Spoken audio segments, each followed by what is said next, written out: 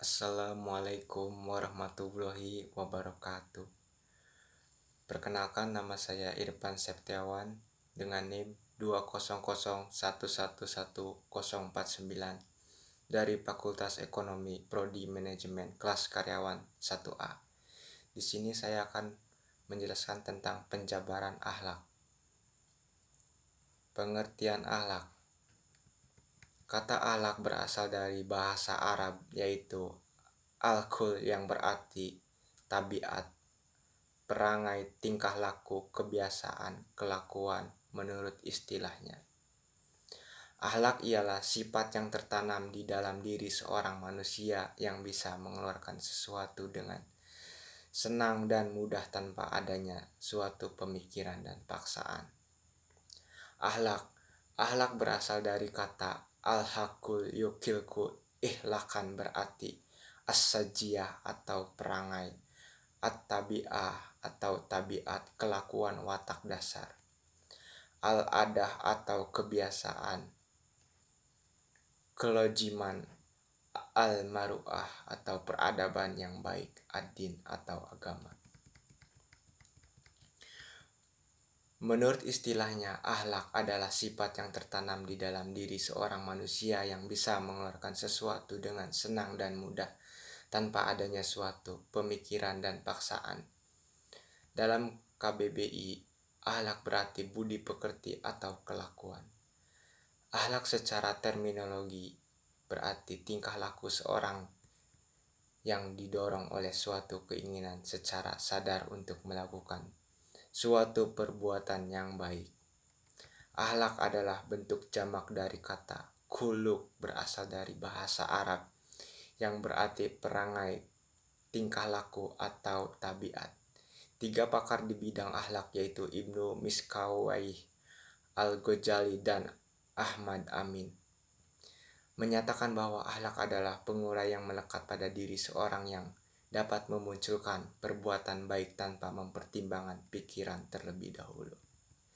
Kata akhlak diartikan sebagai suatu tingkah laku, tetapi tingkah laku tersebut harus dilakukan secara berulang-ulang, tidak cukup hanya sekali melakukan perbuatan baik atau sewaktu-waktu saja.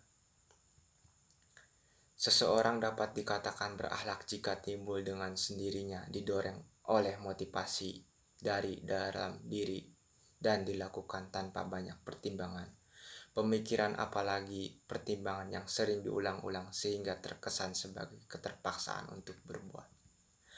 Apabila perbuatan tersebut dilakukan dengan terpaksa, bukanlah pencerminan dari akhlak. Dalam Ensiklopedia Britannica, akhlak disebut sebagai ilmu akhlak yang mempunyai arti sebagai studi yang sistematik tentang tabiat dari pengertian nilai baik, buruk, seharusnya, benar, salah, dan sebagainya tentang prinsip umum dan dapat diterapkan terhadap sesuatu. Selanjutnya dapat disebut juga sebagai filsafat moral. Pengertian akhlak menurut para ahli dalam Islam. 1. Menurut Ibnu Miskawayh, menurut akhlak ialah hal li nafsi daimat laha illa ab'aliha min ghairi fikrin wala ruiyatin, yaitu sifat yang tertanam dalam jiwa seseorang yang mendorongnya untuk melakukan perbuatan tanpa memerlukan pemikiran dan pertimbangan. 2. Menurut Abu Hamid Al-Ghazali, akhlak ialah sifat yang terpatri dalam jiwa manusia yang darinya terlahir perbuatan-perbuatan yang dilakukan dengan senang dan mudah tanpa memikirkan dirinya serta tanpa adanya renungan terlebih dahulu. 3. Menurut Ahmad bin Mustafa, akhlak merupakan sebuah ilmu, darinya dapat diketahui jenis-jenis keutamaan di mana keutamaan itu ialah terwujudnya keseimbangan antara 3 kekuatan, yakni kekuatan berpikir, marah, dan syahwat atau nafsu. Yang keempat, menurut Muhammad bin Ali Asy Syarif Al-Jurjani, akhlak merupakan sesuatu yang sifatnya baik atau buruk tertanam kekuatan dalam diri manusia yang darinya terlahir perbuatan-perbuatan dengan mudah dan ringan tanpa berpikir dan direnungkan. Dalam Al-Quran surat Al-Qalam ayat 4 dikatakan bahwa dan sesungguhnya engkau Muhammad berada di atas budi pekerti yang agung. Dan dalam sebuah hadis pun dikatakan bahwa aku diutus hanya untuk menyempurnakan akhlak yang mulia. Sehingga jelas bagi umat Islam di seluruh alam berpatokan pada akhlaknya Nabi Muhammad SAW. Akhlak terpuji yang ada di dalam diri Rasulullah SAW patut kita jadikan contoh dan suri tauladan yang baik. Ada dua sumber yang harus dijadikan sebagai pegangan hidup, yakni Al-Quran dan As-Sunnah. Yang keduanya pun dijadikan sumber akhlak Islamiyah. Jika manusia telah berakhlak karimah atau akhlak yang baik, mulia, terpuji, insya Allah hidupnya akan jauh lebih baik. Tujuan akhlak. Akhlak bertujuan untuk menjadikan manusia sebagai makhluk yang lebih tinggi dan sempurna, dan membedakannya dari makhluk-makhluk yang lainnya menjadi sesuatu hal yang harus dimiliki oleh manusia agar lebih baik dalam berhubungan baik sesama manusia, apalagi kepada Allah sebagai penciptanya. Sedangkan pelajaran akhlak atau ilmu akhlak bertujuan mengetahui perbedaan-perbedaan perangai manusia yang baik dan buruk, agar manusia dapat memegang dengan perangai-perangai yang baik dan menjauhkan diri dari perangai-perangai yang jahat, sehingga terciptalah tata tertib dalam pergaulan masyarakat. Yang hendak dikendalikan oleh akhlak ialah tindakan lahir manusia. Tetapi karena tindakan lahir itu tidak akan terjadi jika tidak didahului oleh gerak-gerik batin, yaitu tindakan hati, maka tindakan batin dan gerak-gerik hati pun termasuk lapangan yang diatur oleh akhlak manusia. Jika setiap orang mau dalam menguasai tindakan batinnya, maka dapatlah ia menjadi orang yang berakhlak baik. Tugasnya baik buruk tergantung kepada tindakan hatinya. Dalam hadis Arba'in An-Nawawi dituliskan bahwa Rasulullah SAW bersabda yang artinya, dan ketahuilah bahwasannya di dalam tubuh itu ada segumpal daging yang apabila baik maka baik pula amalnya, dan apabila buruk maka buruk pula amalnya, dan ketahuilah bahwa ia adalah hati. Hadis ini dengan jelas menerangkan bahwa hati adalah bagian terpenting dari tubuh manusia, sehingga apapun yang direncanakan oleh hati sejatinya akan sangat berpengaruh pada perbuatan yang akan dilakukan oleh pemikirnya. Dalam hal ini diibaratkan bahwa jasad itu dibagaikan pemerintah dalam diri kita, sedangkan hati menjadi pusat pemerintahannya. Seseorang yang mempunyai hati dan pendirian yang kuat, meskipun ibadahnya tidak sekuat hatinya, lebih diharapkan akan memperoleh hasil pekerjaannya daripada seseorang yang berbadan kuat tetapi hatinya lemah. Macam-macam akhlak. Akhlak terpuji, al-akhlakul mahmudah, yaitu perbuatan baik terhadap Allah, sesama manusia, dan makhluk-makhluk yang lain. Berikut ini contoh akhlak terpuji. 1. Berbakti kepada orang tua.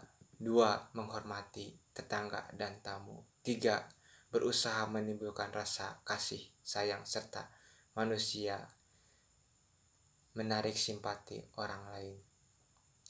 4. Memberikan sumbangan yang bersifat meringankan beban hidup orang-orang yang menerimanya. 5. Membantu memudahkan urusan sesama manusia bagi yang berkemampuan. Akhlak tercela, akhlakul mujamunah, yaitu perbuatan buruk terhadap Allah, sesama manusia, dan makhluk-makhluk yang lain. Berikut ini contoh-contoh adalah akhlak tercela. 1. Berdusta. 2. Mengumpat. 3. Mengadu domba. 4. Iri hati. 5. Congkak. Ruang lingkup akhlak. Akhlak pribadi yang paling dekat dengan seseorang itu adalah dirinya sendiri, maka hendaknya seorang itu menginsyafi dan menyadari dirinya sendiri. Karena hanya dengan insyaf dan sadar kepada diri sendirilah pangkal kesempurnaan akhlak yang utama, budi yang tinggi. Manusia terdiri dari jasmani dan rohani. Di samping itu manusia lelah mempunyai sifat sendiri. Dengan semuanya itu manusia mempunyai kelebihan dan dimanapun saja manusia mempunyai perbuatan. Akhlak berkeluarga. Akhlak ini meliputi kewajiban orang tua, anak dan karib kerabat. Kewajiban orang tua terhadap anak dalam Islam mengarahkan para orang tua dan pendidik untuk mempertahankan anak-anak secara sempurna dengan ajaran-ajaran yang bijak. Setiap agama telah memerintahkan kepada setiap orang yang mempunyai tanggung jawab untuk mengarahkan dan mendidik bapak-bapak, ibu-ibu untuk memiliki akhlak yang luhur, sikap lemah lembut, dan perlakuan kasih sayang.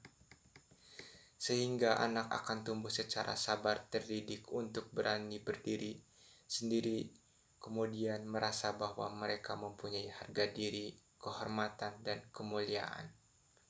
Seorang anak haruslah mencintai kedua orang tuanya karena mereka lebih berhak dari segalanya. Manusia lainnya untuk engkau cintai, taati, dan hormati.